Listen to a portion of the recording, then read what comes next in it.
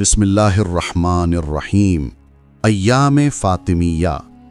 فقط ہمارے امام ہی مجالس عزا و فرحہ میں تشریف نہیں لاتے ہیں، بلکہ سیدہ بنت رسول اللہ صلی اللہ علیہ وسلم خود بھی تشریف لاتی ہیں۔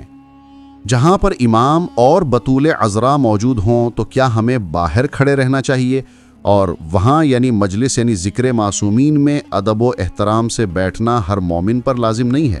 فضیل نے امام حسین صلوات اللہ کی مجلس برپا کی، مگر مولا جعفر صادق صلوات اللہ کو اس کے متعلق اطلاع نہ دی۔ پھر جب دوسرے دن امام صادق کی بارگاہ میں پہنچا تو امام نے اس کو یعنی فضیل کو کہا کہ گزشتہ دن کہاں تھے؟ تو اس نے کہا مولا ایک کام میں مصروف تھا۔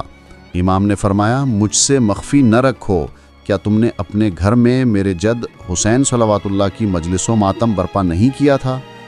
تو اس نے کہا جی میرے مولا، انتظام کیا تھا۔ پھر امام صادق نے فرمایا میں وہاں حاضر تھا۔ فضیل نے کہا میرے مولا اس وقت میں نے تو آپ کو تو نہیں دیکھا کہ آپ کہاں تشریف فرما تھے؟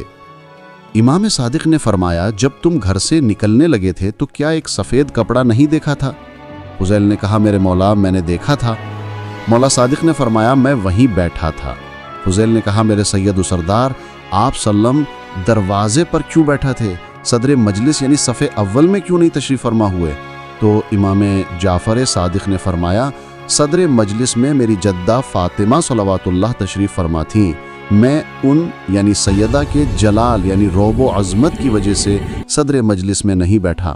پس سیدہ بنت رسول اللہ صلی اللہ علیہ وسلم ہر مجلس عزا میں تشریف لاتی ہیں، جیسے روز عاشور وقت ظہر قتل حسین کے وقت موجود تھیں۔